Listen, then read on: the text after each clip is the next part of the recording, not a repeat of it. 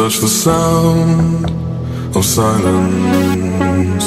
And in the naked light I saw 10,000 people maybe. People talking without speaking.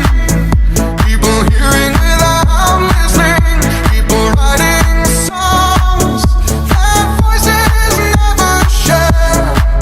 And no one dared disturb the sound of silence.